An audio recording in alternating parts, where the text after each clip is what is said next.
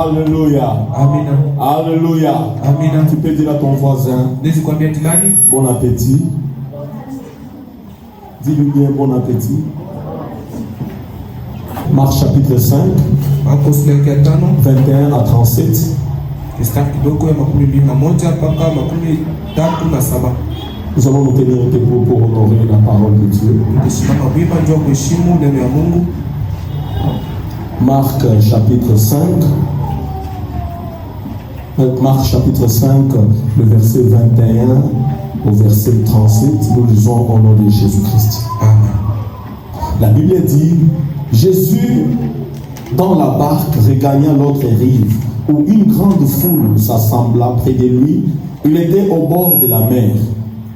Alors vint un des chefs de la synagogue nommé Jairus, qui l'ayant aperçu se jeta à ses pieds et lui adressa cette instante prière. Ma petite fille est à l'extrémité. Viens, impose-lui le main, afin qu'elle soit sauvée et qu'elle vive. Jésus s'en alla avec lui, et une grande foule le suivait et le pressait. Or, il y avait une femme atteinte d'une perte de sang depuis 12 ans. Elle avait beaucoup souffert entre les mains de plusieurs médecins. Elle avait dépensé tout ce qu'elle possédait et elle n'avait éprouvé aucun soulagement, mais était allée plutôt en empirant. Le verset 27. Ayant entendu parler de Jésus, elle vint dans la foule par derrière et toucha son vêtement, car elle disait, si je puis seulement toucher ce vêtement, je serai guéri. Au même instant, la perte de sang s'arrêta et elle sentit dans son corps qu'elle était guérie de son mal. Jésus connut aussitôt en lui-même qu'une force était sortie de lui et se retournant au milieu de la foule, il dit, qui a touché mes vêtements? Ses disciples lui dirent, tu vois la foule qui te presse et tu dis, qui m'a touché? Et il regarda autour de lui pour voir celle qui avait fait cela. La femme effrayée et tremblante, sachant ce qui s'était passé en elle, vint se jeter à ses pieds et lui dit toute la vérité. Mais Jésus lui dit, ma fille, ta foi t'a sauvée, va en paix et sois guérie de ton mal. Comme il parlait encore, survinrent de chez le chef de la synagogue des gens qui dirent, ta fille est morte. Pourquoi importuner davantage le maître? Verset 36. Mais Jésus, sans tenir compte de ces paroles, dit au chef de la synagogue, ne crains pas, crois seulement. Dieu bénisse la lecture de la parole. Est-ce que tu peux acclamer le Seigneur? Merci d'acclamer pour moi. Est-ce que tu peux le faire pour Dieu? Ah, merci de le faire pour papa. Pour moi. Est-ce que tu peux le faire pour Dieu?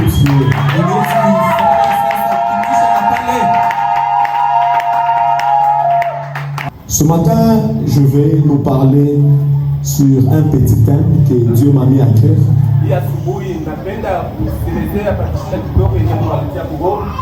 Le danger d'une foi faible. Le danger d'une foi faible. Alléluia. Est-ce que tu peux dire à ton voisin le danger d'une foi faible? L'évangile selon Marc présente Jésus comme le serviteur.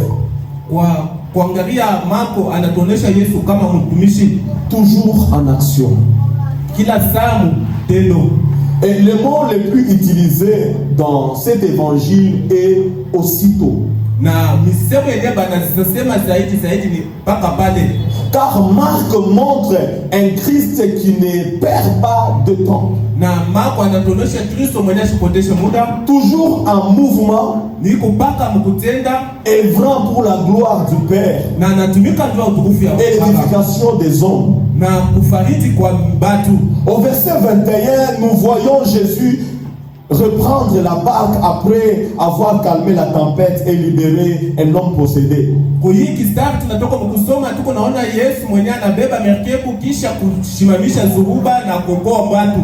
retourne rapidement à l'endroit d'où il était parti. Un événement extraordinaire s'est produit. Un chef de synagogue vient publiquement, se prosterne devant Jésus. 3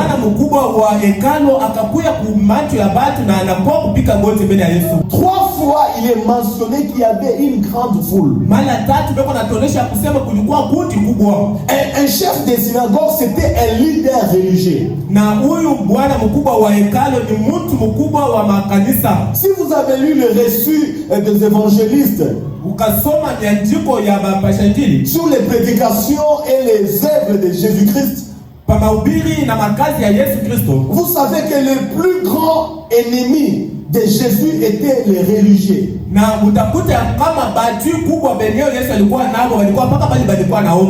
Alléluia.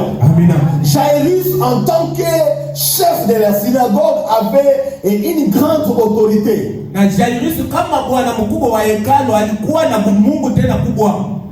Il avait une grande autorité. Alléluia.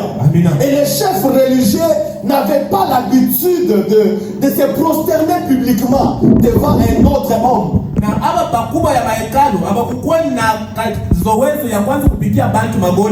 Alléluia.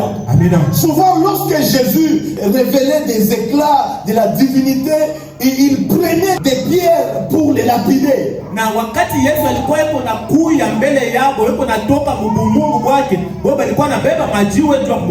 Et Jésus a été expulsé de plusieurs synagogues. Et d'ailleurs, dans l'une d'elles, on a même projeté de les tuer. Et Jairus avait certainement participé à ces réunions où l'on exprimait de la haine envers Jésus. Et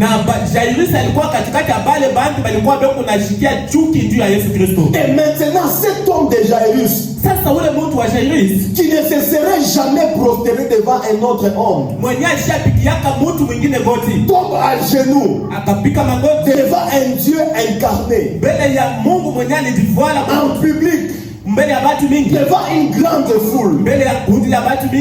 Souvenez-vous de Nicodème, qui est venu voir Jésus de nuit dans Jean 3. Souvenez-vous de Joseph d'Arimathée, disciple en secret. Les hommes influents humainement parlant, sans la grâce de Dieu et sans la foi, ne se prosternent jamais publiquement dans ce genre d'environnement. Mais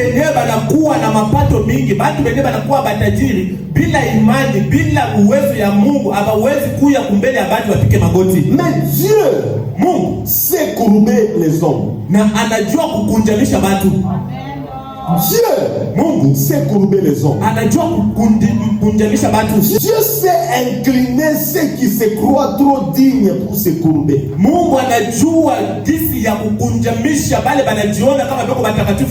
Dieu sait courber ceux qui se croient inébranlables. Qu'est-ce que l'homme sinon dans la main d'un potier? Et le potier, c'est Dieu. Alléluia. Alléluia. Qu'est-ce que son cœur, sinon comme de l'eau dans le main du Seigneur? Cet homme prend maintenant des décisions. Pourquoi? Parce que la mort rôde tout autour de sa maison. Et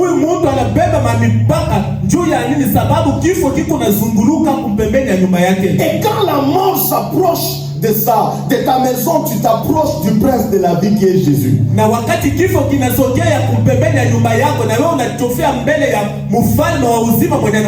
ce matin, j'aimerais que vous puissiez retenir les attitudes que Jairus a prises pour que vous puissiez comprendre la conclusion de ce message.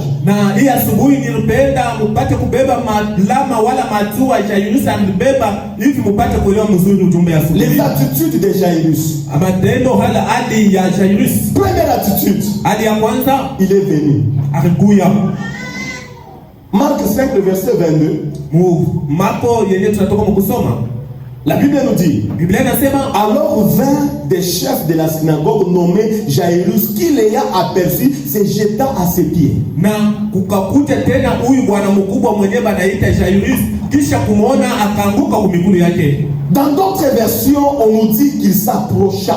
Na mkusema kwingine anasema anakaribia. Voilà les premières attitudes. Ona hali ya kwanza. Quand la mort vient dans la maison de Jairus, wakati kifo kinafika nyumba ya Jairus, Jairus sort de chez lui, Jairus akatoka kwake ou de la synagogue, wala ku hekalo, et vient vers Jésus. Akakuja mbele ya Yesu. C'est une leçon pour nous. Inakuwa ni mafundisho juu yetu. Dans cette action, c'est la grâce de Dieu incarnée en Christ qui attire un homme qui, dans d'autres circonstances, ne se serait jamais incliné devant Dieu. Inakuwa ni neema ya mtu ya Mungu yenyewe inakuwa inatingiza ndani ya mtu, na ile neema ndio inafanya kama bila ile neema batu abangi kuya mbele yake. C'est la grâce qui les pousse à venir vers Jésus. Ni neema ndio inabasukuma bakuye mbele ya Yesu. Et cela nous instruit ce matin. Na ile inatufundisha ya asubuhi. Car nous sommes aussi dépendants de la grâce. C'est pourquoi nous avons besoin de la foi. C'est pourquoi nous avons besoin de la foi. Jairus a été brisé par la douleur. La distance, les préjugés, le mépris envers les dieux fait homme. Alléluia. Et ces mépris-là envers les dieux faits hommes ont été annulés par l'angoisse dans son cœur. Il est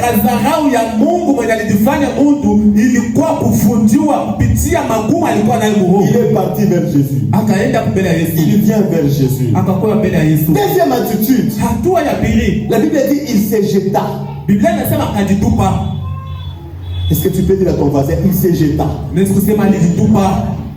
La deuxième des choses que Jairus a faites, c'est de se jeter. C'est au verset 22, il se jeta. Dans notre version, on dit il se prosterna.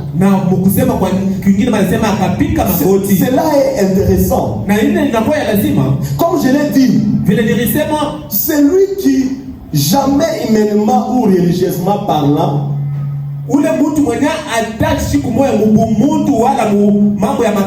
selon les systèmes auxquels il appartenait, ne se prosternerait jamais devant un homme.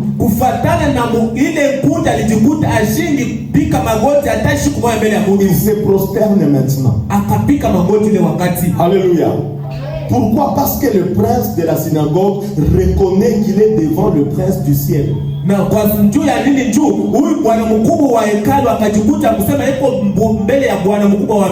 prince de la paix. Et comme Pierre l'a prêché, le prince de la vie. Il tombe devant Jésus. Il tombe à genoux. Il s'humilie. Mais on ne peut pas séparer la foi de l'humilité. Est-ce que quelqu'un a compris? On peut séparer foi et humilité. Foi et humilité marchent ensemble. Celui qui a la foi est dépendant. Celui qui est dépendant, c'est parce qu'il a la foi. Avoir la foi, c'est se placer dans la position des petits, des faibles, des dépendants. Est-ce qu'on est ensemble, l'église de Dieu? Je vais aller lentement parce que nous sommes en train de mettre des bases. Il faut que tu puisses comprendre le danger de la faiblesse de la foi. Alléluia. À ce moment où Jairus s'approche, il dépend de la proximité. À ce moment où Jairus se prosterne, il dit, peu importe comment on m'appelle dehors, ici je suis un homme dans le besoin. Peu importe ce que je suis dehors, ici je dépends de Jésus. Peu importe mon grade, mais ici je dépends du prince de la paix. mnabatana na ufalme wa J'ai Israeli. besoin du Seigneur. Niko lazima na Bwana. C'est cela qui pousse Jairus à se prosterner devant Jésus. Ndio aye kuna msukuma apike goti mbele ya Yesu. Jean 5, le verset 44. La Bible nous dit, Biblia inasema, comment pouvez-vous gloire, vous qui tirez votre gloire les uns des autres et qui ne cherchez point la gloire qui vient de Dieu seul? ni namuna gani yenye mnaweza kupata utukufu mwebenye kutafuta utukufu katikati ya watu pamoja na vingine? C'est-à-dire, Ni kusema ceux qui cherchent la gloire des hommes ne peuvent pas croire en moi. benye ndio kunatafuta utukufu ya Mungu ya watu hawezi kuniaminia. Je le répète, Na nzulula ceux qui se préoccupent par l'opinion des autres, benye kutafuta paka benye watu wanasema, qui tuent, benye kuwa, qui mentent, benye qui kulanda, trahissent, benye kudharau, qui envient, benye qui bakunatangania, méprisent les autres, benye kudharau ou vingine même les choses de Dieu, wala vitu vya Mungu juste pour obtenir l'honneur des hommes, juu ya kupata tu kafumu ya les watu, applaudissements humains, mikono ya watu, le soutien humain, watu babasaidie, les likes sur Internet. wanatafuta paka malaika ya internet. Tout cela est le désir humain. Ile yote ni nia ya Et Mungu. Jésus dit ceci. Na Yesu anasema hivi, Ceux qui désirent les honneurs des hommes ne peuvent pas croire en moi. benye banatafuta heshima ya watu hawawezi kunyaminia. Ceux qui veulent que les hommes les applaudissent, que les hommes les apprécient, ne peuvent pas croire en Jésus. Benye banatafuta watu wabapigie mikono, benye banatafuta watu wabainue, hawawezi kumwaminia Yesu. Pourquoi Joseph d'Arimathée était l'un des disciples en secret? Je, huyu Joseph d'Arimathea alikuwa mtumishi wa Yesu mziri. Pourquoi Nicodème est-il venu de nuit? Juu ya nini Nikodemo alikuwa usiku? Pour que personne ne le voie. Juu mtu asimuone. Mais ne vis pas pour que les gens te voient. Usiishi tu watu bakuone. À un certain moment, Wakati moja viens chercher Dieu. kuya utafute Mungu. Même s'il y a des gens qui critiquent l'église aujourd'hui. Hata bantu beko wako beko na sarau Ne kanisa suis leo. pas les moqueurs de ce monde. Usifate bale beko na chekelele ya badunia. Viens chercher Jésus. Kuya kutafuta Yesu. Pour ta vie, Juu ya maisha yako, pour ta famille. juu ya jamaa yako, Parce que dans l'éternité, juu umilele. tu ne seras pas avec ces amis-là. Hauitakuwa na bale Tu marafiki yako. seras seul face à toi-même. Utakuwa peke mbele ya wewe moya. Ah, ne suis pas. C'est vrai qu'aujourd'hui, il y a plusieurs personnes qui critiquent l'église. Il y a beaucoup de choses qui se passent dans les églises. Il y a des faux, il y a aussi des vrais.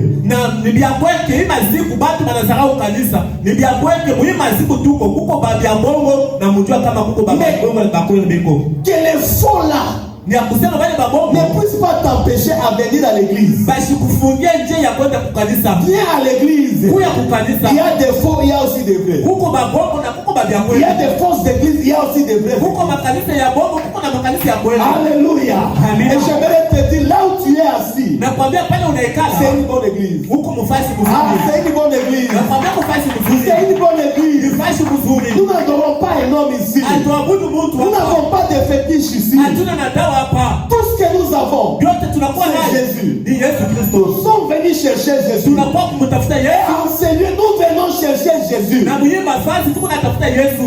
Je sais de quoi je parle. Najua njuu ya nini nasema. Je sais de quoi je parle. Najua nini niko nasemezea. Ici, Hapa il y a un Dieu pire, kuko Mungu mwenye anastahili. un Dieu saint. Mungu mtakatifu. Un prince de la synagogue tombe à genoux devant la foule. Mfalme wa hekalu anaanguka magoti mbele ya Yesu. Tu peux Mbele dire ya à ton voisin, Mungu. tomber à genoux devant la foule. Il y avait des gens qui mettaient la main sur la bouche. Kulikuwa bantu balikuwa banatia mikono kumilomo. Ils se disaient, oh, Balikuwa banasema, "Eh, on est là comme un coach.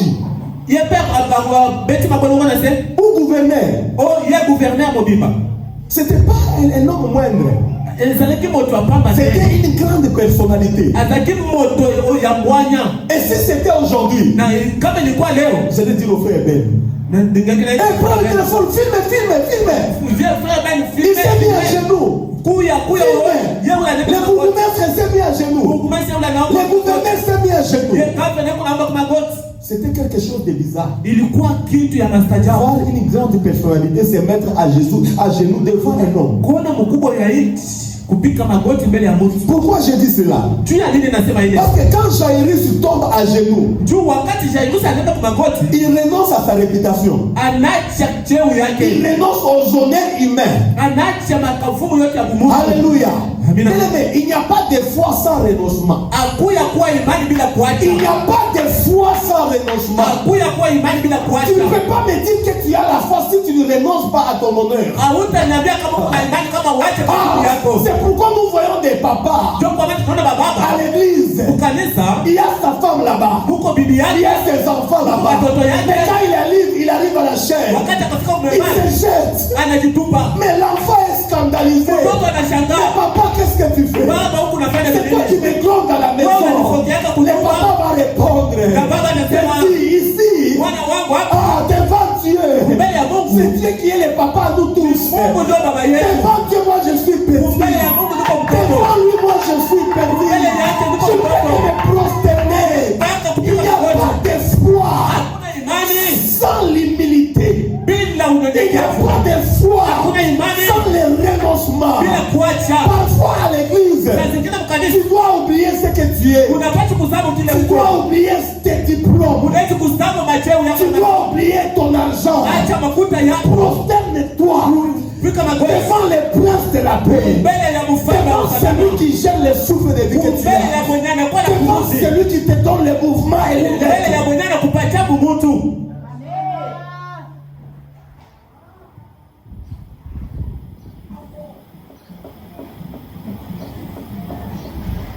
Seul le père et le mère savent ce qu'un parent est capable de faire pour préserver la vie d'un enfant jusqu'à se mettre à sa place. Ni mpaka bazazi ndio benye banajua bingapi benye banawezi kufanya juu ya kuweka mtoto mfasi yake. Cet homme était prêt à tout pour sa fille qui était morte. Ni huyu baba alikuwa alikuwa tayari ya kufanya chochote juu ya mtoto wake alitakufa. Jairus est en train de sacrifier, de renoncer aux apparences et aux gloires humaines. Na Jairus yepo anaweza kuacha cheo yake ile alikuwa naye, ukubwa ule alikuwa nago kumbele ya watu. Il vient et il s'approche. Anakuya na anakaribia, Il se prosterne. anapika goti. Regarde l'humilité. Angalia bwingi ya unyenyekevu. Toi, comment tu viens? Sasa wewe unakuyaka je? Comment tu te comportes dans la maison de Dieu? Wewe unafanyaka je kwa nyumba ya Mungu? Ici, j'oublie que je suis avocat. Hapa niko na sababu kama niko avocat. J'oublie. Na sababu J'oublie que je suis licencié en droit. na sababu kama niko licencié kwa droit. J'oublie mes dossiers. Niko na sababu ile madosie yote. Tu dois tout oublier ici. Unapaswa usabu yote hapa. S'il faut se mettre à genoux, tu te mets à Kama genoux. ni kwenda kwa magoti, wende. Tu n'es pas devant l'apôtre. Hauna kumbele ya Tu es askofu, devant Dieu. kumbele ya Mungu. La troisième des choses, Kitu ya tatu, troisième attitude, hadi ya la tatu, Bible dit il supplia. na akaomba. Mais imaginez-vous un gouverneur. Unyambie tu gavana, Il tombe devant un homme. anapika magoti mbele ya mtu Il commence à supplier. na anaanza kumusi S'il te plaît, na kuomba. est-ce que tu peux venir guérir ma fille qui est Unaweza malade? kuya hapo nikuonyeshe mtoto wangu mgonjwa kunyumba. C'est bizarre, non? Haibisikirike. Cet homme-là ne manquait pas l'argent. Una mtu achikupuse makuta. Les chefs des synagogues étaient pris en charge. Na bali bwana mkubwa baba hekalu balikuwa beko na beba mzigo yao. Ils vivaient bien. Balikuwa beko naishi mzuri. Ils étaient honorés. Balikuwa na heshima. Ils avaient des décisions sur les vies des gens. Balikuwa na decision pa maisha ya watu. Mais ce jour-là, Na ile siku il a commencé à supplier. akaanza kusi S'il te plaît, est-ce que tu peux venir chez moi à la maison kwa guérir roho ya ma fille huruma qui est na malade? kusiku ya mtoto wangu kumgonjwa. Il suppliait beaucoup. Alikuwa naomba Ma sana, fille est mourante. mtoto wangu atakufa. Viens avec moi, s'il te plaît. Kuya na kusi, Viens avec moi. s'il te kuya na plaît. kusi. La Bible dit, et les suppliants instantanément. Biblia inasema alikuwa eko na dumu mkuomba. Ma petite fille va mourir. Mtoto wangu atakufa. Viens lui imposer le main Kuya mtie tu mkono pour qu'elle guérisse apone et qu'elle vive. na aishi. Quatrième attitude. Hali ya ine, Il demanda à Jésus d'aller avec lui. alikuwa naomba Yesu ende naye. C'est cela la foi. Ndio ile imani. Pourquoi? Juu ya nini? Parce que un autre aurait pu dire, Mwingine alipaswa kusema tu, dis seulement un mot sema tu misemo et je m'en vais. na niende tu lwangu. Jésus l'avait fait pour d'autres. Yesu alibifanya tu. Mais Jairus non. Jairus ya hapana. Jairus ne dirait pas, donne-moi ma victoire et pars. Na Jairus ashikusema nipatie tu ushindi wangu na wende. Non, Jairus vient. Na Jairus Il anakuja, se prosterne et dit, anapika goti anasema, viens avec moi chez moi. twende na wewe kwangu. C'est important. Vous allez comprendre là où nous allons. utaelewa tuende tuko naenda. Jairus amène Jésus avec lui. Na Jairus yako nabeba Yesu pamoja naye. Et regarde maintenant ce que le texte dit. Na angalia nini andiko nasema sur la foi de Jairus. Kwa imani ya Jairus. Et Jésus partit avec lui au verset 24. Na Yesu akaenda naye. Jésus n'est jamais allé avec quelqu'un sauf avec Zachée. Na Yesu ashaendaka na mtu mwingine kutosha Zakayo. Et encore quand il s'est offert lui-même. Na pale alijitoa yeye peke. Mais ici Jairus appelle, supplie, implore et demande. Na hapa Jairus anakuwa anaita, anaomboleza, anajinyenyekeza na anaomba tena. Pourquoi? Tu as nini? Parce qu'il a la foi. Sababu kuna imani. Plusieurs personnes pensent que la foi c'est commander Dieu. Na batu mingi wanadhania kama imani inakuwa kumtuma Mungu wala kumsukuma Mungu. Plusieurs personnes batu mingi pensent qu'avoir la foi wanadhania kama kuwa na imani c'est ordonner Dieu. Ni kumtuma Mungu. Coordonner Dieu. Kumuongoza Mungu. Imposer Dieu. Kumukaza. Je décrète. Natangaza. Je déclare. Natangaza. Ceci va m'arriver. Ile inapaswa kufika. Je mets Dieu à genoux. Mpaka nitaweka Mungu kwa magoti. Oh Jésus, j'ai 30 ans de foi. 30 ans ya imani. Oh Jéhovah, je suis né dans l'église. Mungu mimi uzaiko mkanisa. Le diable aussi est né au ciel. Shetani naye bamuzala kumbingu. Et il est tombé dans le lac des feux. Na akambuka mtini za moto. La foi ce n'est pas ordonner Dieu. Imani haiko kumsukuma Mungu. La foi ce n'est pas commander Dieu. Imani haiko kumtuma Mungu. Si tu as la vraie foi, kama uko na imani ya kweli, tu t'humilies. Unapaswa kujishusha. Parce que c'est lui qui commande. Sababu mwenye anaruhusu c'est Dieu. Ni Mungu. C'est lui qui décrète. Mwenye anatangaza c'est Dieu. Ni Mungu. C'est lui qui détermine. Mwenye anakaza c'est Dieu. Ni Mungu. La confession positive c'est un mensonge. Kukiri ya kweli ni bongo. Ouvre la bouche et déclare, c'est un mensonge. Fungula kinywa na useme ni bongo. Les chrétiens, les croyants ne décrètent pas. Bakristo wala bamilifu habatangazake. Le croyant ne décrète pas. Bamilifu habatangazake. Le croyant ne détermine pas. Bamilifu habatayake. Le croyant prie. Bamilifu banaombaka. Les croyants prophétisent. Bao banatabiraka. Les croyants supplient. Bao banabeko naomboleza. Mais celui qui est sur le trône mwenye anakuwa pa enzi est unique. C'est cela la foi de dépendre. Ule njo imani yenye ya iko na batana. Avoir la foi c'est dépendre de Dieu. Na kuwa na imani ni kudependre na Mungu.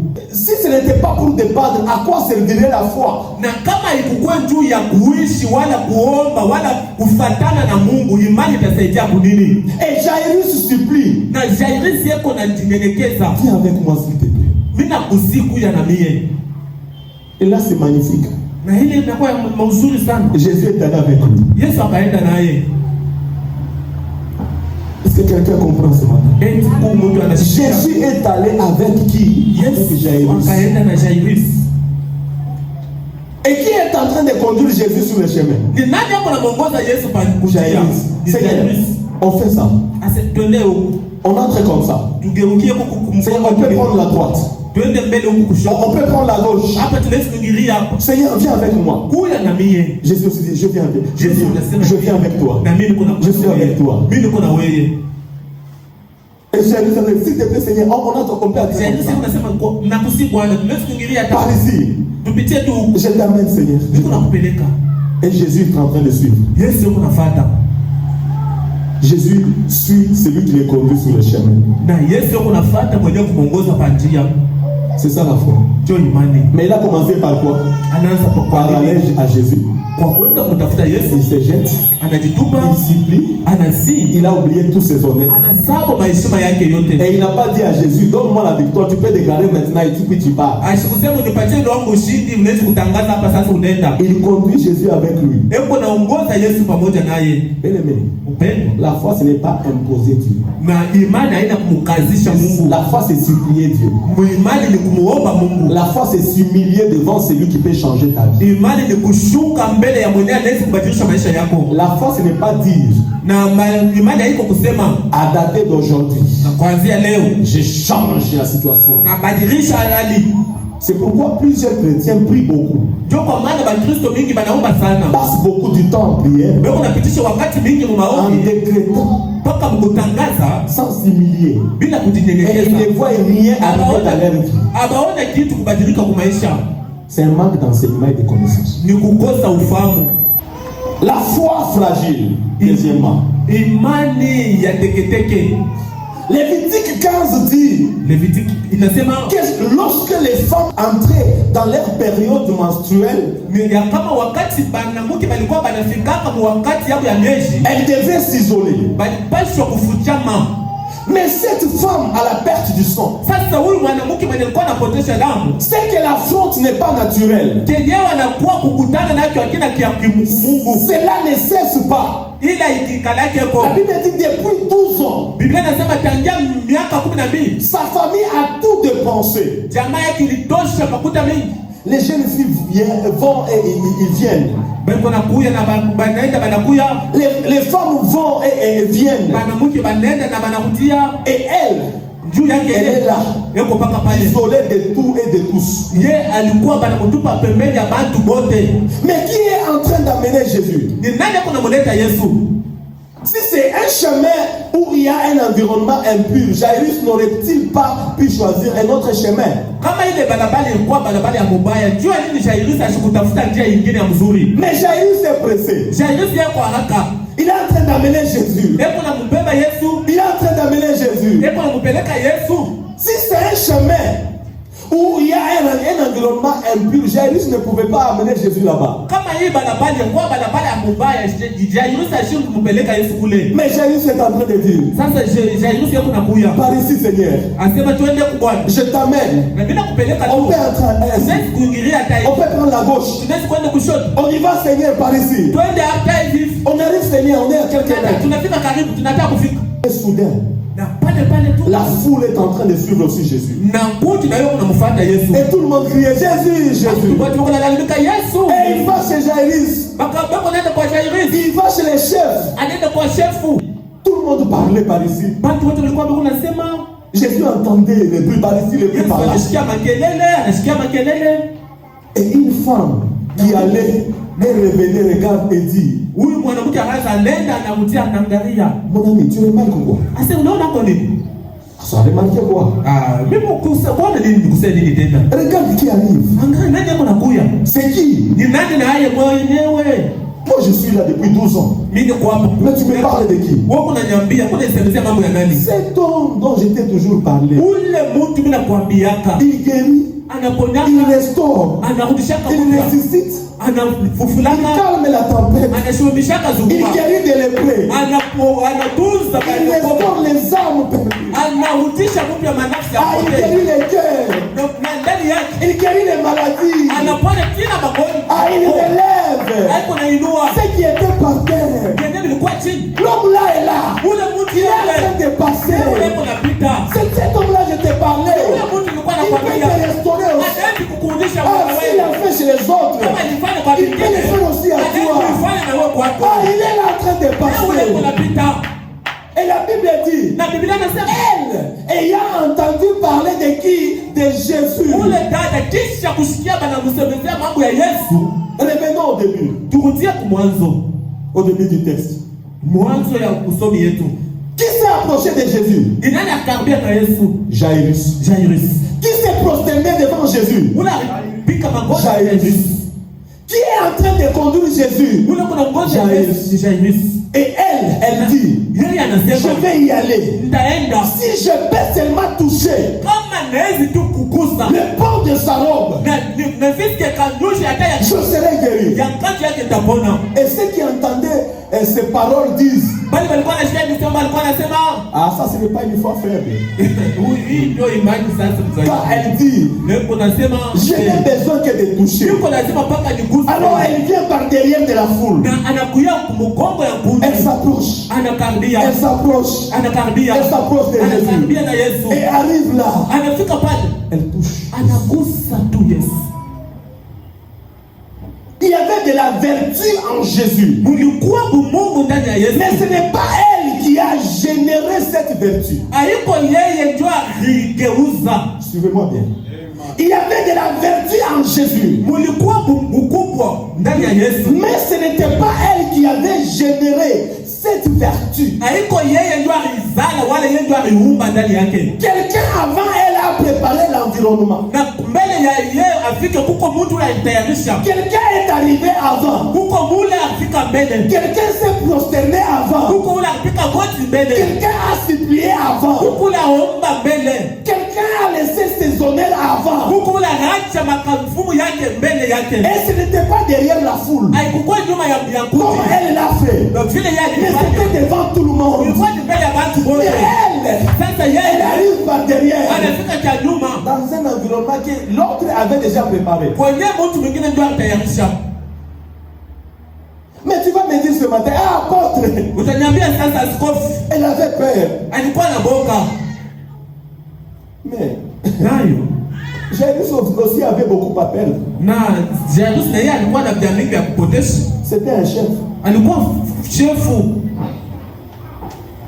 Les deux prennent des risques. Et les deux ont quelque chose à perdre. Mais ce matin, j'aimerais te dire ceci. Nous ne reconnaissons pas toujours que parfois nous recevons la bénédiction grâce à un environnement propice, un environnement généré.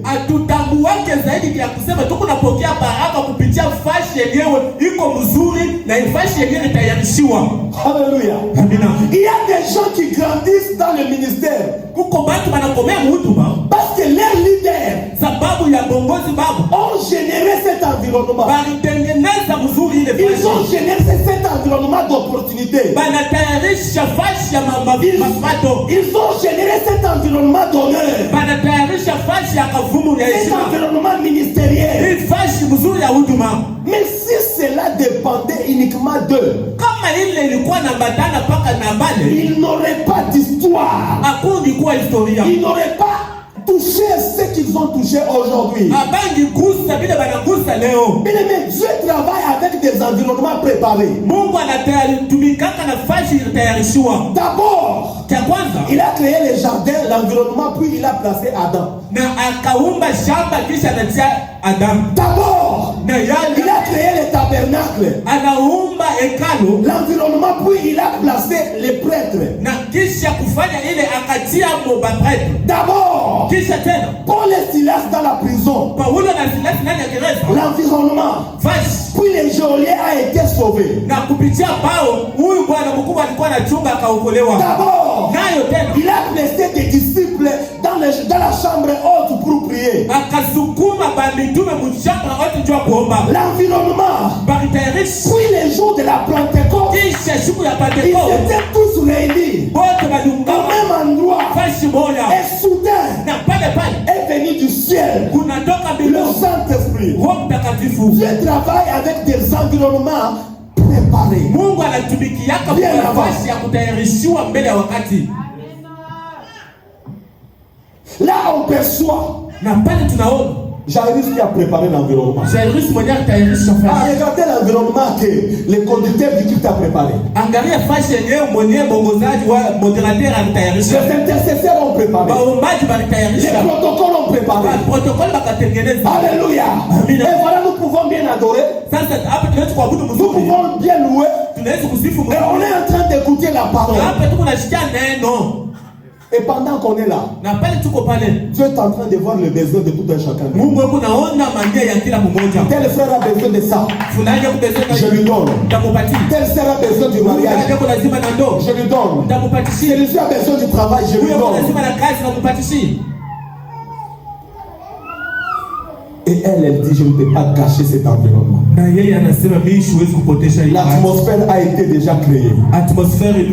Autrement dit, Jairus a préparé l'environnement. Jairus a fait en sorte que les cultes soient remplis de vertus pour guérir et restaurer. Mais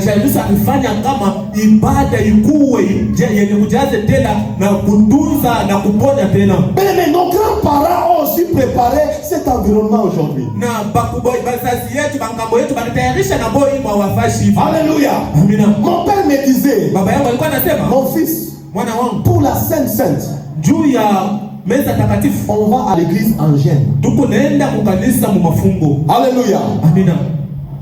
Et mon père spirituel, le pasteur Didier, baba yangu akiroho naye baba yangu Didier, il nous dit souvent, anatuambiaka zaidi, ne va jamais prêcher sans prier. Usiende kuhubiri bila kuomba. Si tu dois conduire un culte pendant 1 heure du temps, kama unaweza kuongoza mkutano saa moja, tu dois prier pendant 2 heures du temps. Wewe omba masaa 2 juu ya ile ibada. Si tu dois conduire un culte de 4 heures du temps, kama utaongoza ibada ya masaa 4, tu dois préparer le culte pendant 8 heures du temps. Wewe fanya mara 2 ya ile wote. Alléluia.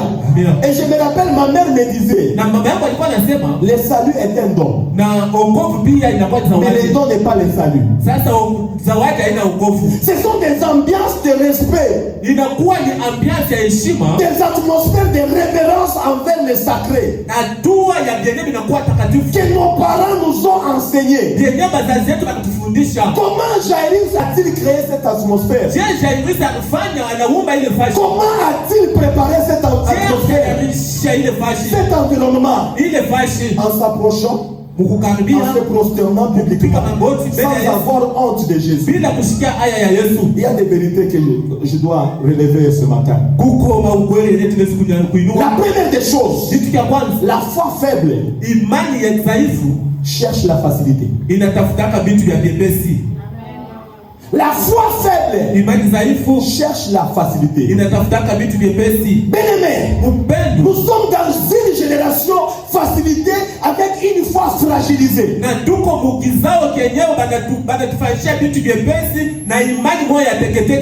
La foi confortable est une... Non, la foi confortable. Confortable. On a imani ya watu wanapenda confort. C'est une foi dangereuse. Aujourd'hui, cette génération, nous aimons le confort. Sans les sacrifices. Beaucoup veulent atteindre le sommet sans travailler. Alléluia.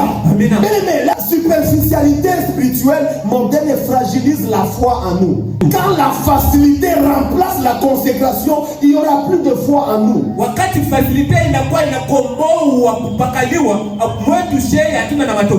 Et voilà, nous voulons changer les manières de créer l'atmosphère. Et voilà, aujourd'hui, nous nous disons que ce n'est plus important de payer les prix. Ce n'est plus important de continuer à prier. Ce n'est plus nécessaire de faire des sacrifices. Ce n'est plus nécessaire de marcher dans la crainte de Dieu. Ce n'est plus nécessaire de chercher Dieu avant de chanter, avant de prêcher, avant de conduire l'équipe, avant d'aller au boulot, avant de manger. Bien-aimé, naima poisson chaque isha kunani una kule hapa shikogo. Na ba poisson eleki na mokilio ozolia kubondelea ta kubondelea. Mais qu'est-ce que fait Jairus? Il s'approche, il se prosterne, il supplie, il amène Jésus. Et toi et nous, regardez les contrastes entre les pionniers et la génération actuelle. Que faisaient les pionniers des églises pentecôtistes? Ils prêchaient sur des places publiques. Ils prêchaient dans les rues. Ils prêchaient dans des maisons. Ils s'élevaient à l'aube pour prier. Et ils priaient pour des guérisons. Alléluia. Alléluia. Les pionniers, ils prenaient au sérieux le ministère et le Saint-Esprit. Ils nous ont créé l'atmosphère aujourd'hui. Ils ont impacté l'évangile aujourd'hui. Et nous aujourd'hui, qu'est-ce que nous disons? Ce n'est plus nécessaire de prier. Ce n'est plus nécessaire de gêner. Bien-aimé, le refus du compromis rend notre foi faible.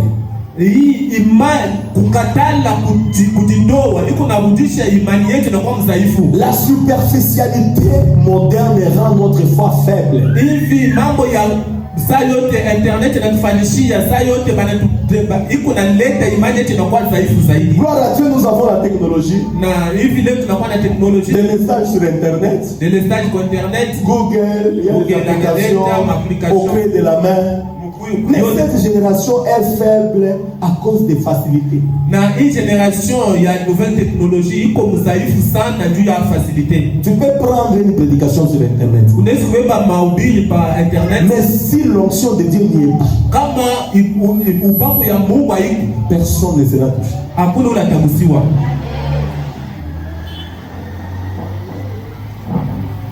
Bien aimé, la consécration, la croissance ministérielle se faisait à travers les services. Et les croyants supportaient les épreuves. Ils supportaient les tests. Et certains pasteurs disciplinaient même leurs fidèles. Je me rappelle dans l'église de mon père.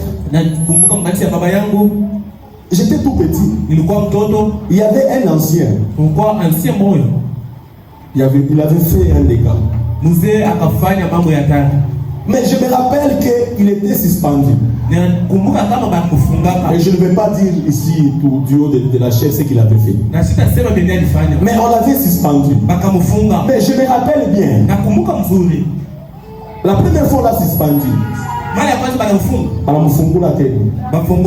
deuxième fois on l'a suspendu. On l'a encore libéré. La troisième fois il a encore refait la bêtise. On l'a excommunié de l'église. Mais je me rappelle ce papa là. Pendant plus de 8 mois à une année, il venait suivre les cultes à la fenêtre.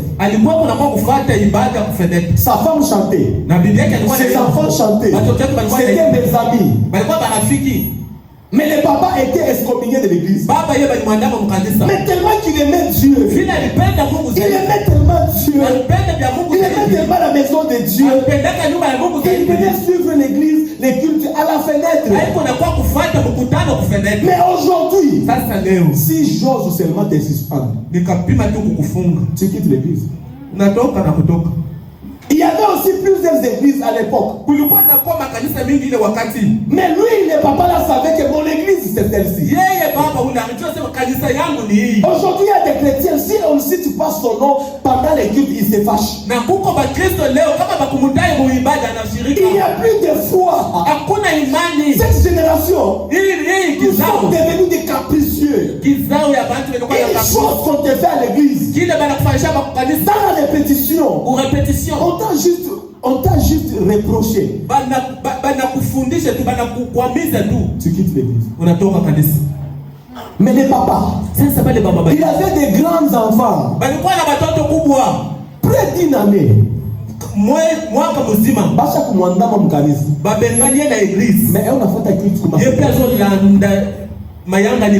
la Bible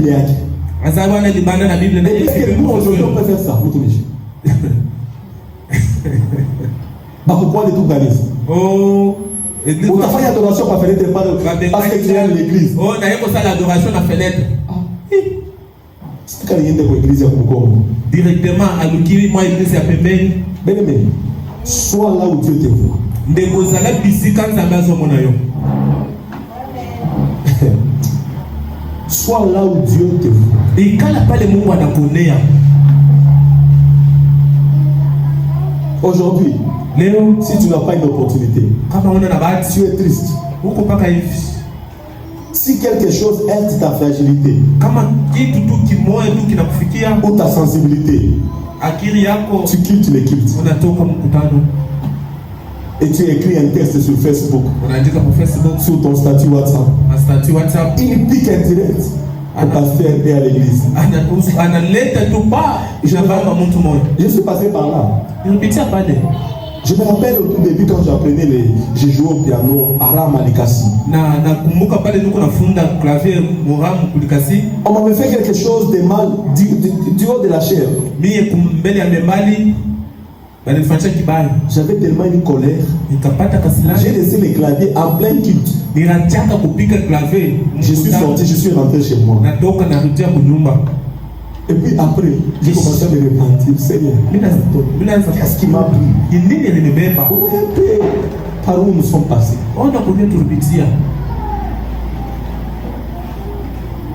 Par pitié, grandis. Tu n'es pas un bébé spirituel. Jésus n'est pas une nounou. L'église n'est pas une garderie. La foi faible ne survit pas. La foi faible ne survit pas. On ne peut pas faciliter ce qui est complexe. Mais il n'est jamais facile d'être rempli du Saint-Esprit.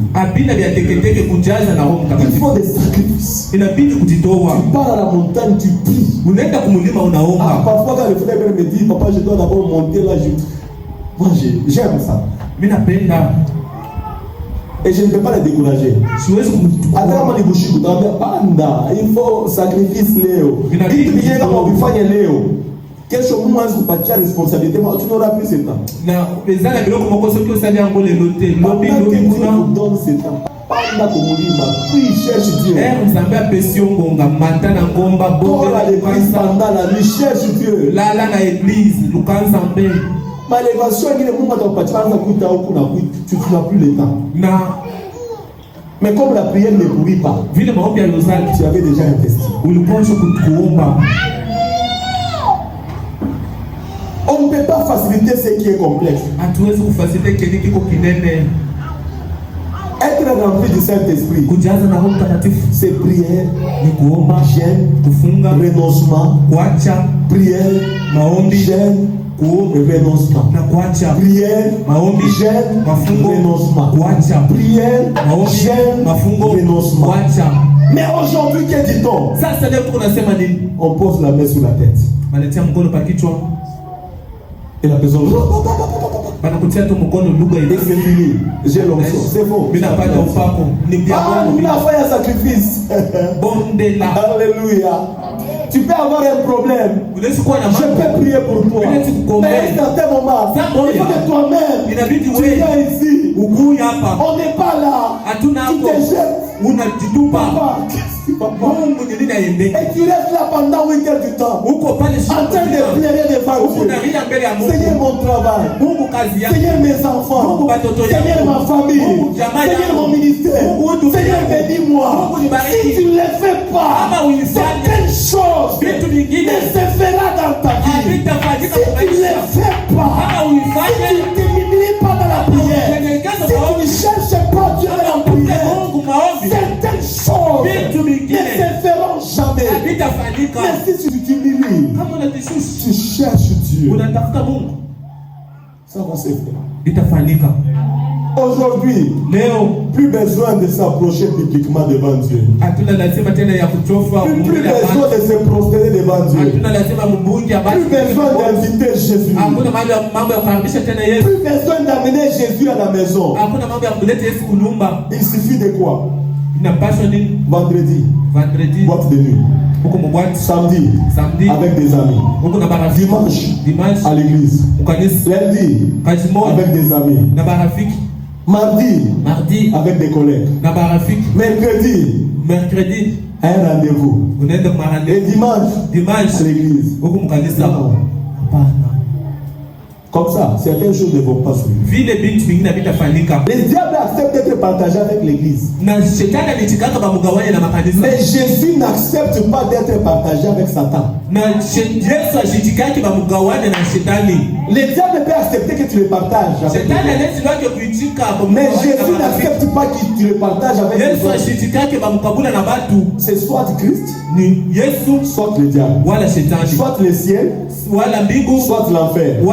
kugerena. Soit Jésus, Wala Yesu, soit le diable, wala shetani, soit les démons, wala mademona, soit la sainteté, wala utakatifu, soit le péché, wala dhambi. soit la porte large, Unapenda soit la porte étroite. unatafuta mlango ya munene wala ya kidogo. Tu dois choisir. Wewe ndio kuchakula. Soit tes amis là, Wala marafiki yako bale, ou soit la vie chrétienne. wala maisha ya Kristo. Ah, Yesu ashichike kumchanga. Zambian Yesu. Ne mélangeons pas Jésus. Ne mélangeons pas Dieu. Si tu es chrétien, reste chrétien. Si tu es chrétien, sois chrétien. Lundi, tu es chrétien. Mardi, tu es chrétien. Mardi chrétien. Mercredi chrétien. Jeudi chrétien. Vendredi chrétien. Samedi chrétien. Dimanche chrétien. À 12h chrétien. À minuit chrétien. À TFM chrétien. Au bureau chrétien, au travail chrétien, au marché chrétien, avec des amis chrétiens, dans la famille chrétienne, dans la belle famille chrétienne, dans les affaires chrétiennes. Et non toi, quand tu es dans les affaires, on entend Pikiriane. Et puis dimanche, je suis à l'église. Tu dois même la dire. Non. Mais sois chrétien même dans les affaires. Alléluia. Il faut que tu aies la réputation. Non, celui-là, c'est un chrétien. Si tu fais l'affaire avec lui, jamais ta copine. Aujourd'hui, on a plus de gens de chrétiens. Il y a un papa même qui m'a dit, mettre un chrétien à ma boutique. Non. Je préfère prendre quelqu'un de dehors. Non. Tout ça, c'est pourquoi? C'est à cause des habits. Une fois partagé est une fois perdu. On ne partage pas Jésus avec le monde. On n'a pas droit à une double vie. Ici la porte est étroite. Prosterne-toi. Approche-toi. Supplie. Ce n'est pas à ta manière. Ne viens pas créer tes propres méthodes. La foi, ce n'est pas créer tes propres méthodes. La foi, c'est vivre à la manière de Jésus. Alléluia. Toutefois, toute expression de foi qui déshonore la parole de l'auteur et consommateur de la foi est faible et fausse.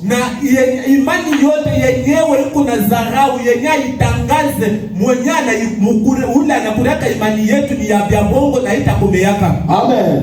Sans prière, sans jeûne, sans renoncement, la foi est en danger. Deuxièmement, la foi faible éloigne après avoir senti quelque chose. La foi faible éloigne après avoir senti quelque chose. Une foi faible s'arrête au miracle, mais fuit la relation. Une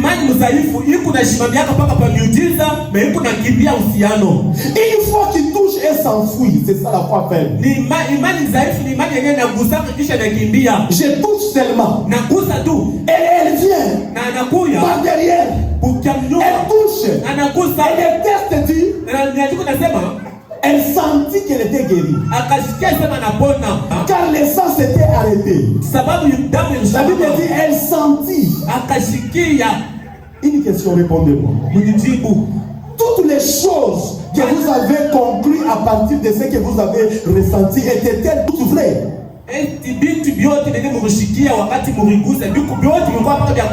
Je reprends la question. Toutes les choses que vous avez conclues à partir de ce que vous avez ressenti étaient-elles toutes vraies?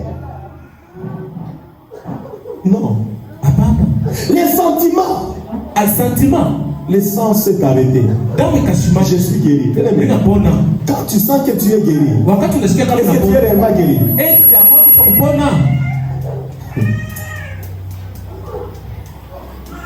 Elle sent qu'elle était guérie.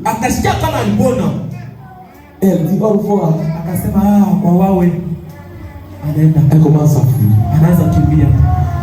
Je m'en vais.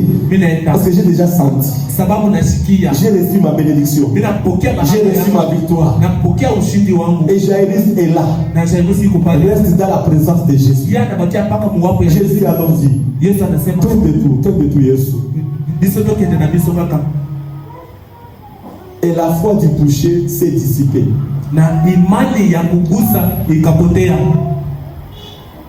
Aujourd'hui, nous avons des chrétiens.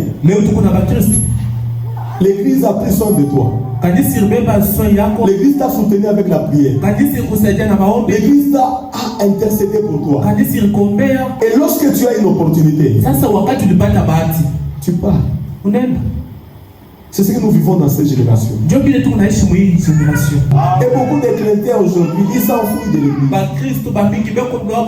Une petite élévation, ils partent, ils quittent l'église.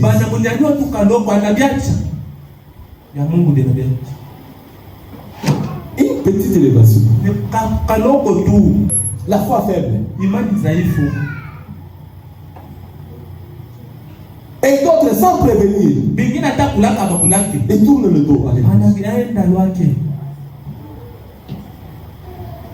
Oh, chacun a sa foi. Mais une foi qui t'arrache à la communauté du corps de Christ est une foi fausse.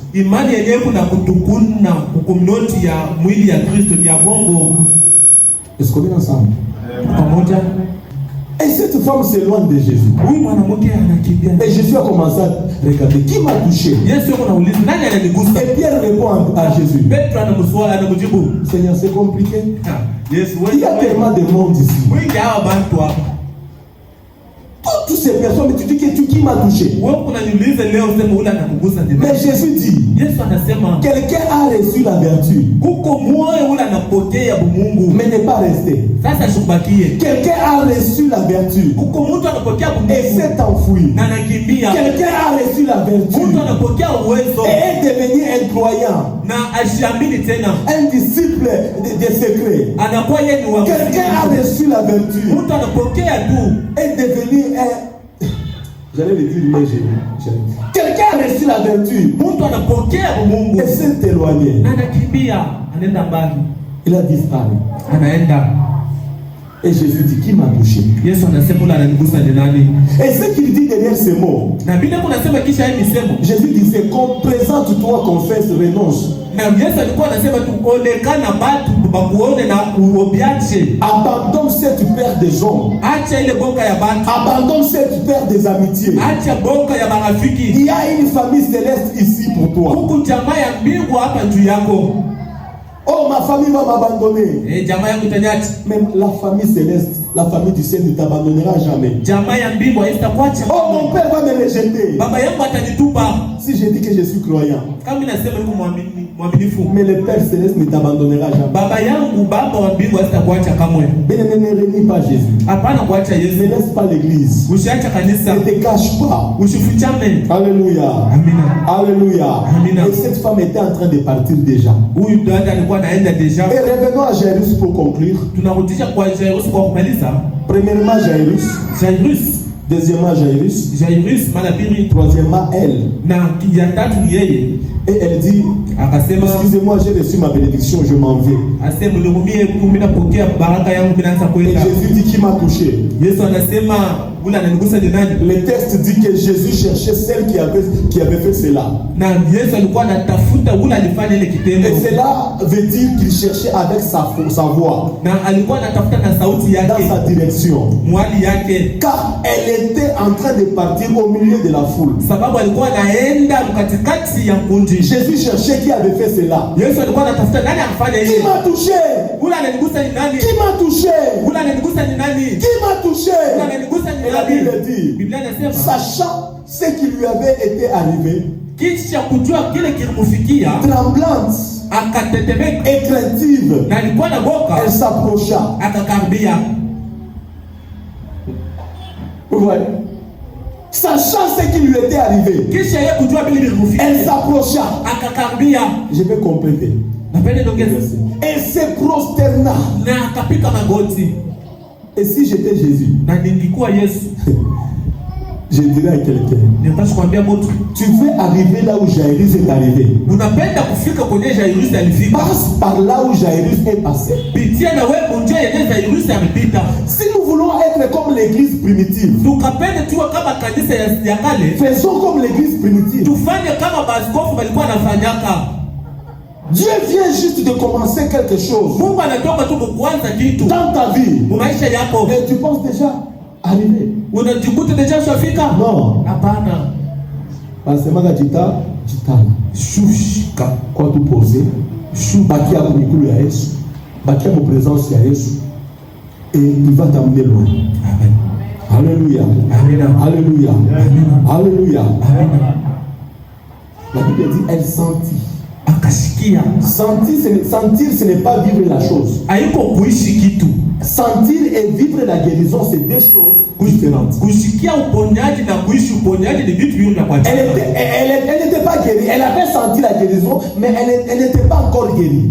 Alishikia uponyaji na shikikuwa mwenye kupona. La guérison commençait juste là. Na uponyaji naanza pale pale. Alléluia. Amina. Il venait de commencer juste le processus de la guérison. Anaanza sasa kazi ya uponyaji. Il y a des guérisons instantanées. Huko mauponyaji ya pale pale et des guérisons progressives. Na mauponyaji kuna kuya na mwenda bashika. Et celui qui a les derniers mots. Na mwenye anakuwa na misemo ya mwisho. Ce n'est pas ce que tu ressens. Haiko kenye unasikia. C'est ce qu'il dit lui Jésus. Ni kile Yesu anasema. Alléluia. Amina. Elle, selon ce qu'elle ressent, elle est guérie. Yeye kufuatana bila anza kusikia anapona. Et elle s'en va. Na anaenda. Et Jésus demande qui m'a touché. Yesu anauliza nani ananigusa. Elle tremble. Akatetemeka. Elle craint. Na boka. Car sa présence provoque ce genre de sentiments. Na juu wapo yake yuko na tosha ile mania. Elle vient, elle s'approche. Anakuya na anakambia. Comme qui? Anakuya kama Jairus. Elle s'approche comme qui? Jairus. Comme Jairus. Avant, elle ne s'était pas approchée, non? Bela shikambie.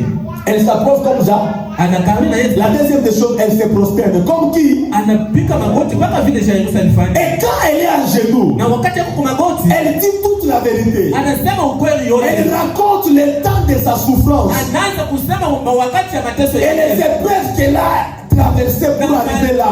Majia yenye alipitisha ndio kufika pale. Elle a la foi. Eko na imani. Mais la foi était faible avant. Lakini imani ilikuwa dhaifu mbele. La foi était là. Imani ilikuwa pale. Mais elle était faible. Lakini ilikuwa dhaifu. Elle était fragile. Ilikuwa ya teketeke. Bien aimé, la foi faible imani s'arrête à l'émotion et fuit l'engagement. Inasimamiaka pa maemosio na inakimbiaka kujitoa. Elle touche mais elle ne reste pas. Anakusa hashibakie. Elle reçoit mais elle ne s'attache pas. Anapokea lakini ashambatane. Elle sent, mais elle ne s'enracine pas. Et pourquoi Jésus ne l'a pas laissé partir? Pour la même raison qu'il ne te laissera pas sortir de sa présence ce matin.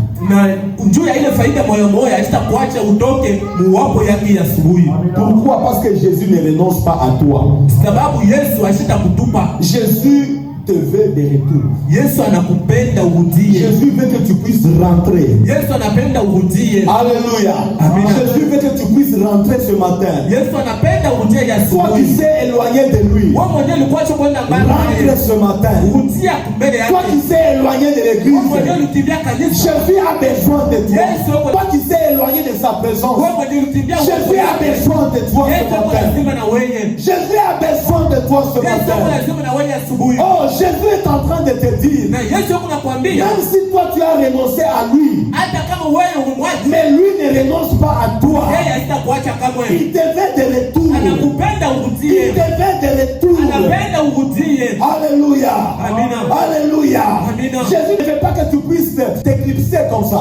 Jésus veut que tu t'attaches à l'église.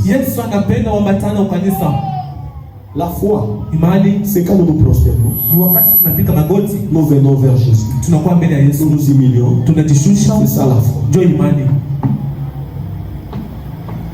La foi forte. Troisièmement, la foi forte n'abandonne pas quand Dieu bénit l'autre. Je termine par là.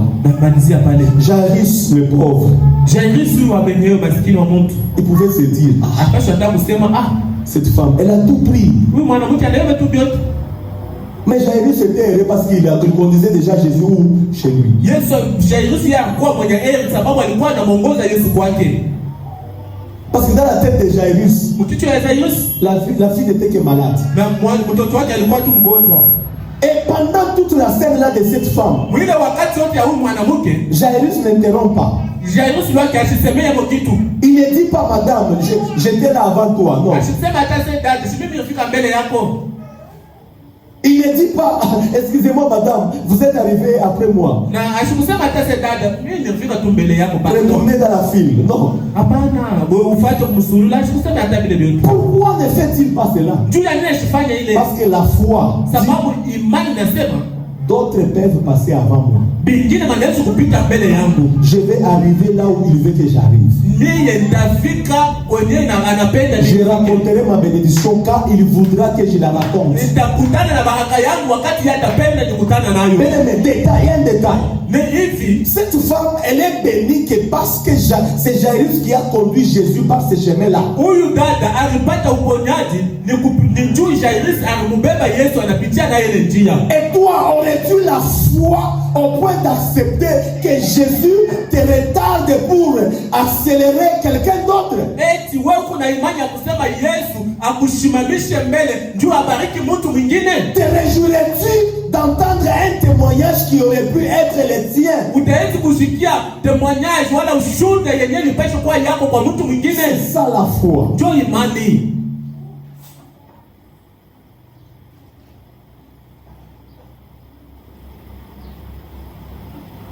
Jairus regarde cette femme. Jairus anaangalia. Mais madame, c'est moi qui ai appelé Jésus. Mais comment tu peux passer devant moi comme ça? Mais il était là calme. Alikuwa pale kimya.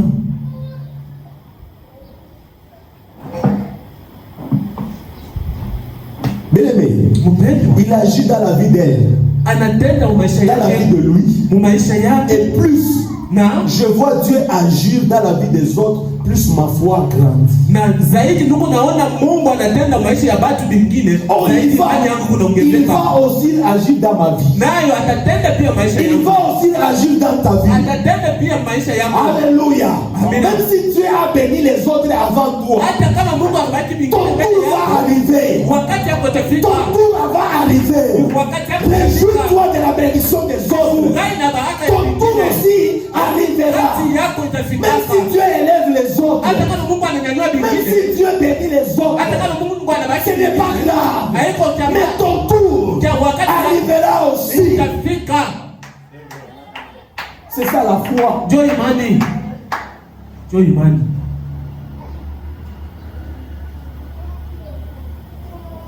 Et Jairus voit tout cela. Et soudain quelqu'un arrive. Et dit, ne prie plus. Ta fille est morte. Ah! Ma fille est morte. Pourquoi est-elle morte? Parce que la femme est passée avant toi.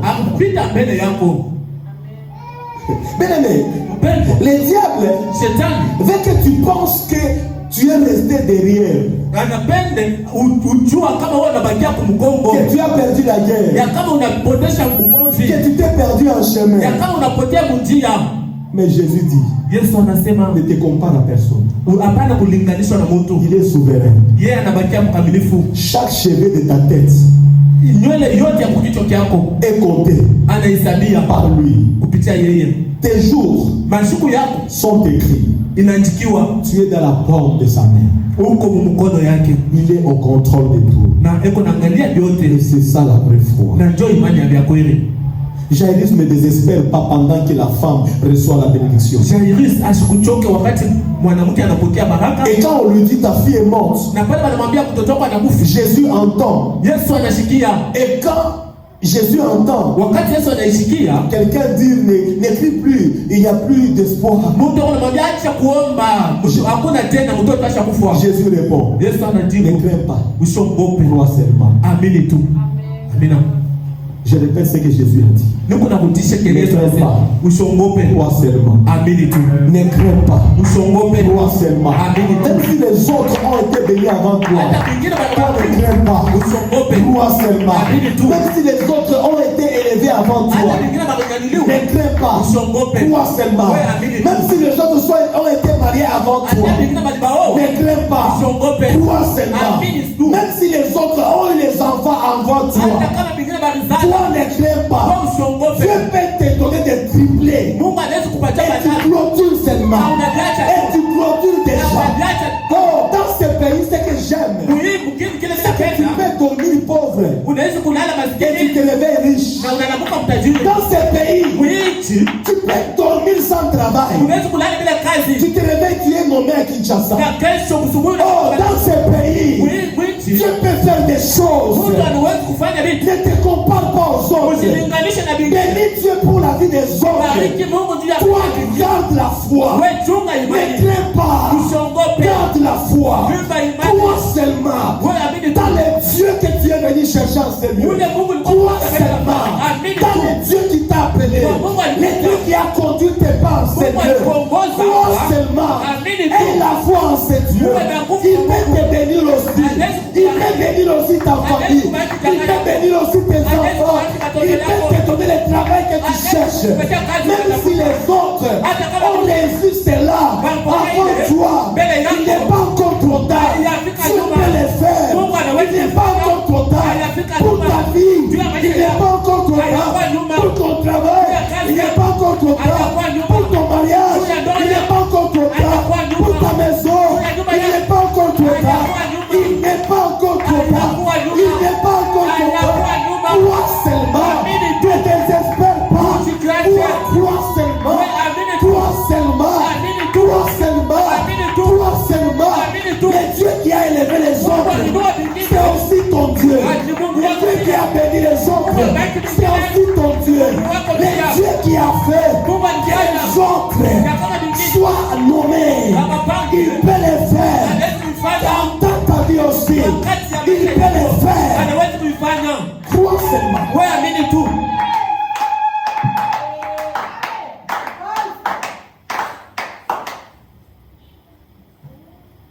Ne crains pas. Amini, usiongope.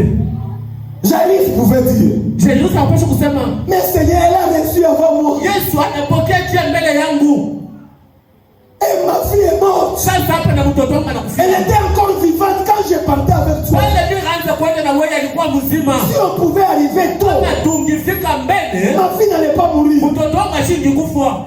Mais Jésus répond, Yesu anajibu. elle a reçu la guérison. Yeye anapata uponyaji. Mais toi, tu vas recevoir la résurrection. Wewe utapokea ni ufufuko. Elle a reçu la guérison. Yeye ayapate ni Et uponyaji. toi, tu vas recevoir Na wewe utapokea la résurrection. ufufuko. Bien-aimé, tu es retardé, mais pas rejeté. Wewe Je disais, tu es retardé, mais pas rejeté. wewe unafiuko Jésus ne t'a pas rejeté. Mungu Yesu asikutupa. Alléluia. Amina. Alléluia. Amina.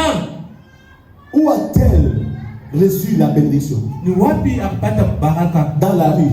Munjia. Et toi, tu vas recevoir Wewe utapokea la bénédiction baraka dans la maison, munyumba dans ta famille. mama yako. Et Jésus a dit, allons chez Jairus. Na Yesu akasema twendeni kwa Allons Yesu. chez Jairus. Asa twende kwa Ce Yesu. matin, Na Yesu Mungu. que Jésus aille dans ta maison. Yesu aonyeshe Ce matin, que Jésus aille dans ton travail. Ce matin, que Jésus aille dans tes difficultés. Ce matin, que Jésus aille dans ta maladie. Ce matin, que Jésus aille chez toi. Yesu enda kwako. Et quand Jésus arrive, Na wakati Yesu anafika, il y a beaucoup de gens huko watu qui wengi pleurent. benye bako na ria. Des femmes qui font des cris. Bana mke bako na fanya malalamiko. Des gens qui pleurent les Bantu yeux. bako na ria. Les yeux rivés Bantu macho na kwa mkunda. sur l'argent de Jairus. Pa makuta. Des gens qui crient en pensant à l'héritage de Jairus. Bantu bako na lalamika kwa kuona mwingi ya makuta ya Jairus. Et Jésus arrive. Na Yesu anafika. Il discerne le cœur. Anaangalia, anajua kuchunguza Il moyo. dit tout le monde dehors. Anasema bantu bote nje. Et le texte dit, Na miandiko nasema ils se moquèrent de Jésus. na bomba kaanza kumchekelelea. Quand il dit Anasema que la fille n'était pas morte, mais elle dormait. pale Yesu anasema huyu mwanamke ashikufa analala. Mais le même qui pleurait, na mpaka wale wakaanza kulia, on commençait à rire. wakaanza kucheka. Il riait de Jésus, il se moquait de Jésus. Balikuwa biko kumchekelelea Yesu. Mais il pleurait, non? Balikuwa nalia. Comment quelqu'un qui pleure? Ni je mtu wako nalia pendant le deuil. Mungirio. Et quand Jésus arrive, il dit que la personne ici n'est pas morte. Na Yesu anasema huyu ashikufa analala. Et les mêmes personnes qui pleuraient commencent à rire. Bale bamoya banaanza kucheka pafasha kulia. Est-ce que vous pouvez comprendre cela? Mnaweza kuelewa ile akili ya watu? Parce que Jésus te montre les genres de personnes qui sont dans ta maison, qui viennent dans ta maison, qui viennent chez toi. Béni à consoler à part.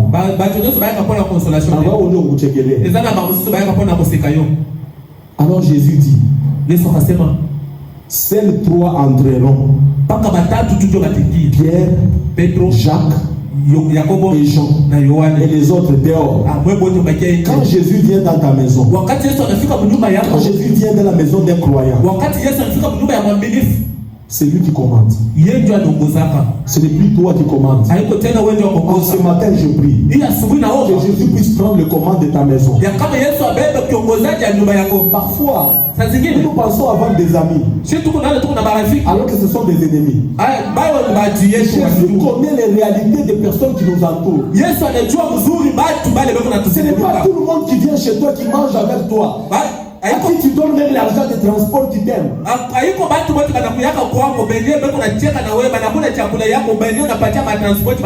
n'est pas chaque ami qui s'approche de toi qui t'aime. Il y a des ennemis qui portent les amis d'un ami. Alléluia. Mais quand Jésus vient, il te fait découvrir qui est qui. Qui est qui dans ton entourage. Ce matin je prie que Jésus te montre le vrai visage des gens qui t'entourent. Le vrai visage des gens qui entourent ta maison. Le vrai visage des gens avec qui tu marches. C'est pourquoi tu ne dois pas marcher avec tout le monde. Qui vient dans ta maison? Et Jésus entre. Jairus et sa femme entre aussi. Et Jésus dit à la petite fille: petite fille, lève-toi. Ton père s'est prosterné. Ton père a supplié. Ton père m'a conduit par ses chemins. Et les larmes d'un père et d'une mère ne sont jamais perdues dans ma présence. Lève-toi. Elle ouvrit les yeux et s'éleva. Ce matin, Mungu anamsha kubidi kuisha kufa maisha. Que Dieu relève ceux qui étaient morts. Que Dieu relève tes finances. Que Dieu relève tes affaires. Que Dieu relève ta famille. Avant ça marchait. Mais maintenant ça marche. J'ai pris ce matin le Dieu du ciel qui relève tout ce qui était mort. Tes finances soient relevées. Que ton travail soit relevé. Que ta santé soit relevée.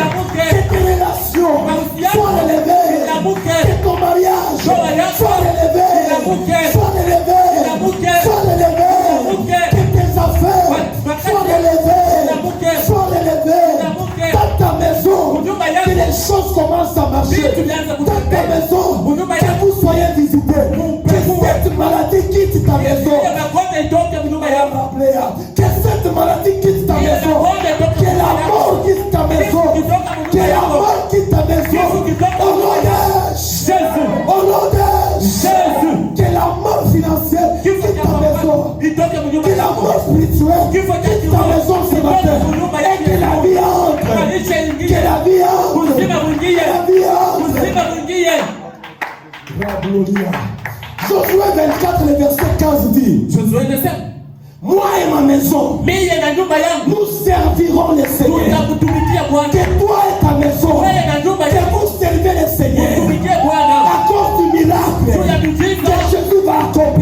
dans votre maison, dans votre maison, qui est le réveil, qui est le réveil dans votre famille, dans votre famille. Proverbe 3 dit, la malédiction est dans la maison du méchant, mais la bénédiction est dans la maison du juste. Que Dieu te donne la bénédiction, que la bénédiction de Dieu puisse affecter ta maison, que la bénédiction de Dieu affecte tes enfants, que la bénédiction de Dieu affecte ta femme, que la bénédiction de Dieu affecte ton mari. Soyez affectés par la bénédiction de Dieu. Luc 19 dit, aujourd'hui le salut est venu dans cette maison. Oh, quel est le salut entre. Acte 16 dit, crois au Seigneur Jésus et tu seras sauvé. Toi et ta maison. Toi et ta maison. Que Jésus sauve ta maison. Que Jésus sauve tes enfants. Que Jésus vous sauve ce matin. Soyez sauvés par Jésus. Que votre maison soit relevée. Que vos affaires soient relevées. Que ce qui ne marchait pas commence à marcher. Que ce qui ne marchait plus commence à marcher. Au nom de Jésus. Au nom de Jésus. Que Dieu étende sa main sur votre vie. Avant que nous ne prions, j'aimerais appeler quelqu'un qui s'est éloigné de Jésus. Nous allons tous fermer nos yeux. Tu t'es éloigné de Jésus. Tu as senti juste et puis tu t'es éloigné. Mais ce matin, si tu veux être visité réellement, tu dois juste mettre ta main. Si tu veux recevoir Jésus comme Seigneur et Sauveur, que Dieu te bénisse mon fils, que Dieu te bénisse. Que Dieu te bénisse fils. Que Dieu te bénisse ma fille. Que Dieu te bénisse. Que Dieu te bénisse. Que Dieu te bénisse mon frère. Que Dieu te bénisse. Avec les yeux fermés, nous allons prier. Dis à Jésus, Seigneur Jésus. Dis à Jésus, Seigneur Jésus. Ce matin, je te reçois comme Seigneur et Sauveur. Reçois ma vie. Reçois ma vie. Je te reçois. Et reçois-moi ce matin comme ton enfant dans ta maison. Lave-moi. Pardonne-moi. Restaure-moi. Remplis-moi de ton esprit. Utilise-moi pour ta gloire. Dis Jésus. Dis Jésus. Dis Jésus. Je sais que je mérite le jugement. Mais j'ai besoin de ta grâce. Fais naître en moi une foi véritable. Fais naître en moi une foi véritable. Pour que je puisse te suivre et te servir toute ma vie. J'ai ainsi prié.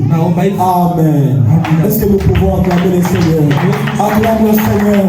Acclame le Seigneur. Acclame le Seigneur. Acclame le Seigneur. Acclame le Seigneur. Acclame le Seigneur. Acclame le Seigneur. Bénis le Seigneur.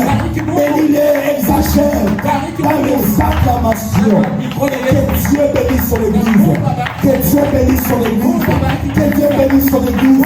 Que Dieu bénisse son église. Merci Jésus. Il ne fait pas partie de ceux-là qui ont une foi faible. Il fait partie de ceux qui ont une foi forte. Une foi faible accepte la facilité. Ne sois pas quelqu'un qui accepte la facilité. Viens à Jésus. À chaque culte, viens voir Jésus. Le mardi, viens voir Jésus. Le jeudi prochain, viens voir Jésus. Le dimanche prochain, viens voir Jésus. Viens lui parler. Viens te jeter devant lui. Certaines choses n'arriveront dans ta vie. Et quand tu viens, tu te jettes, tu t'humilies. Et là, tu ouvres na pale unafungula la voie de ta bénédiction. njia ya baraka yako. Mais si Jairus était resté chez lui, kama Jairus angebakia kwake, la fille serait morte et enterrée. na bapasha mtoto anakufa na banamuzika.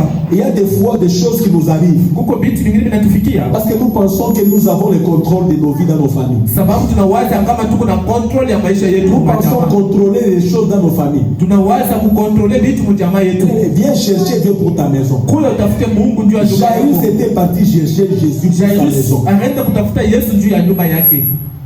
Tu ne vas pas tout arranger dans ta maison. Hautatengeneza vyote Tu nyumba ne yako. sauras pas tout contrôler. Hautaweza Tu kuangalia ne sauras vyote. pas tout gérer dans ta maison. Hautaweza kuongoza vyote. Viens vers Jésus. Kuya mbele ya Yesu. Jette-toi. Ujitupe. Prospère-le-toi. Ujitupe. Et il va changer les choses dans ta Hata maison. badilisha vitu Que maisha yako. Dieu vous bénisse. Mungu amebariki.